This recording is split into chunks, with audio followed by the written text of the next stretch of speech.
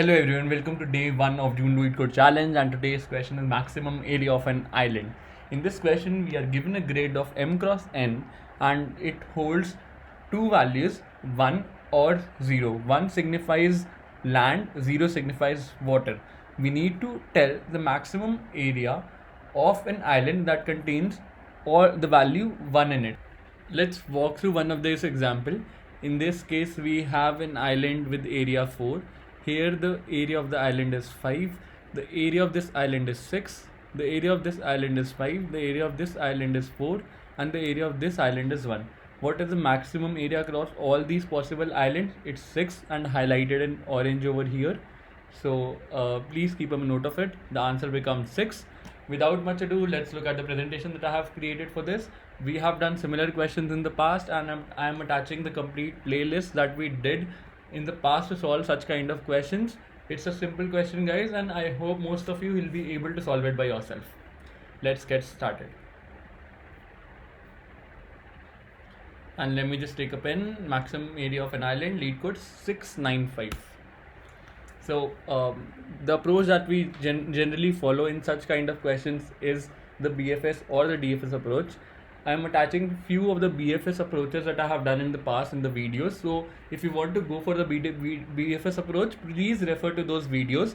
In this video, I'll be telling about the DFS approach because I find it slightly easier to code. Let's hypothetically assume that this is an extract from one of the grid that was given to us, and we are currently iterating at this position whose indexes are I, comma j, and the value held at this position is 1. Since the value held at this position is 1, that means it's an island. And what will be the total area contributing to this particular island, which can stretch to any position? It would be equal to the upper area, the left area, the right area, and the down area. If I want to calculate the total area, it would be given by the formula 1 plus up area, down area, left area, and right area. If you have understood, or you can form this equation by yourself, you will be able to solve the question. And now let's move on to DFS traversal approach. We have a grid something like this: 0 0 1 1 1 0 0 0 1 1 1 0 0 1 0 1 0 1 1 0. And there are two islands in this question, one which is highlighted here, the other one which is referred in the yellow grid, and the area here is 1 2 3 4 5 6 7. So the answer that should come out of our approach should be 7. So let's just walk through the approach that we are going to follow. We'll start iteration across the complete grid, and wherever we find a value 1, we will use this formula. We'll traverse in all the 4 directions: up, right, down, left, and calculate the upper area, right area, down area, left area using the DFS traversal.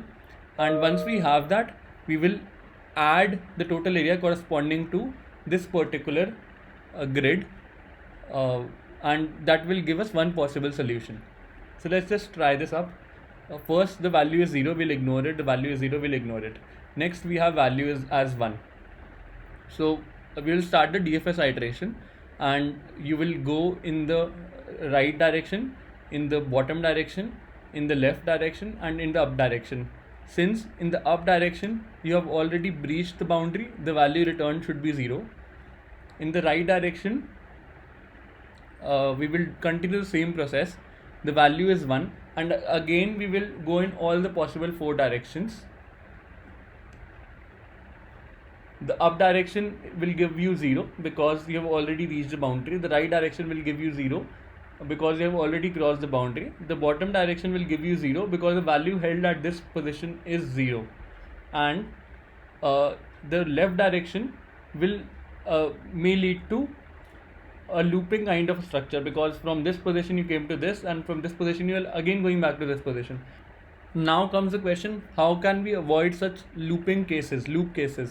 One way to go about it is to mark the previous one as visited, which can be done by updating the value held at this from 1 to -1. So we will update the value before moving on to the right grid, and from then we can continue the operation. How will this avoid it? When you are traversing back to the previous position, you will check the value held it is already -1. You'll abort the process and return from there. In this way, you will be returning 1 from its rightmost position, rightmost grid, and the value returned to this tile would be 1. The current area of this tile is 1, so we'll apply this formula, and the total area will become something like 1 plus the up area would be 0, the down area would be 0, the right area would be 1, and the left area would be 0. The answer becomes 2. So don't forget not to mark the area, the current tile, as -1, which will signify that you have already visited that node. Similarly, you will continue the process across this tile as well. You'll start from this grid, since the value held is 1, and you will keep on moving in a DFS fashion as per the logic that we discussed, marking them as visited, and it will give you the complete area of this grid, which would be nothing but 7. The time complexity for this approach would be order of n into m, where n signifies the length of the matrix and m signifies the breadth of the matrix. Without much ado, let's look at the coding part, and everything will be sorted there. Let's just start the coding part. The first thing here that I have calculated is the rows, the number of rows in the grid, and the second thing that I calculated are the number of columns. I created a variable max area that will actually help us store the result, and I started looping over the complete grid. Whenever I find a case in the grid where the value held is 1, I will calculate the current area of that island starting from the index I, j, and I pass the value of grid there. Once I have that area, I'll compare it with the previous area that we calculated using math.min operation and passing the max area comma the current area that was returned from this helper function, and in the end we'll simply return back the max area. The problem reduces to writing the get current area method efficiently. The first corner case is to check whether the I, j indexes are within the boundaries or not. For example, if I is less than 0 or j is less than 0, or I is greater than equal to the total number of rows, j is greater than equal to the total number of columns that we have. If any of these 4 cases are witnessed, you'll simply abort the process and return 0 from it. Also, there is one particular case where we are checking the value of the held at the current grid position I, j is less than equal to 0. 0 signifies water, which is self-understood, and less than 0 because we are marking the current grid as soon as we have visited it to -1. If the control comes to line number 23, that means the value held at that grid position was 1, and as soon as we saw it, we'll mark it as -1 so that we don't revisit the same node again, and we'll move in all the 4 directions, left, right, up and down, and in the end I use the same formula that I showcased in the presentation. Total area equals to left plus right plus up plus down plus 1, and I'll simply return the variable total area. I hope this logic is clear to you. The time complexity for this approach is order of n into m. Just for the sake of completeness, let's just try this up. Let me just submit the code, and it's done. The solution is accepted. I will encourage you guys to write the BFS code by yourself.